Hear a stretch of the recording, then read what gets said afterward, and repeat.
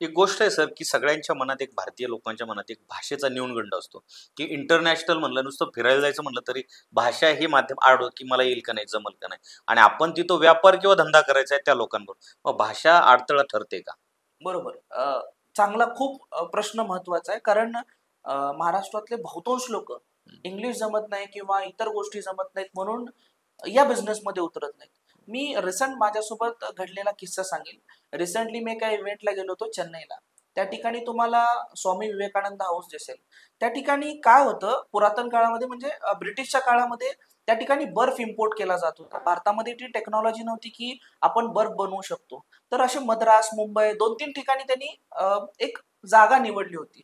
तर त्या हाऊसमध्ये बर्फ स्टोअर करायचा, इम्पोर्ट केलेला आणि भारतामध्ये सप्लाय करायचा. भारतामध्ये जेव्हा टेक्नॉलॉजी आली तो बिझनेस ठप्प झाला.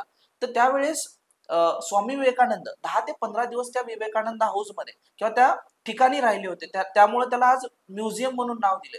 एवढं सुपर्ब आहे. तुम्ही कधी चेन्नईला गेलात तर नक्की तिथं व्हिजिट करा. त्या दरम्यान मी 1-2 तास तिथं स्पेंड केल्यानंतर मला भान राहिलं नाही, की मला रिटर्न पुण्याला परत माझी फ्लाइट होती.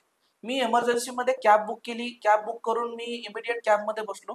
त्यावेळेस पहिला प्रश्न मी त्या कॅबवाल्याला विचारला, की "बाबा आपण किती वेळात पोहोचू एअरपोर्टला?" त्यावेळेस तो माझ्याकडे बघत होता. मला प्रश्न पडला, की हा का बघतोय? मला काही काळांतराने कळलं, की त्याला एकतर मराठी जमत नाही, ना इंग्लिश जमत नाही. त्याला फक्त तमिळ माहिती आहे. त्यावरून एक गोष्ट क्लिअर झाली, आता उद्योजक आहे तर त्याचं सोल्युशन फाइंड करता तुम्हाला आलं पाहिजे प्रत्येक क्षेत्रामध्ये.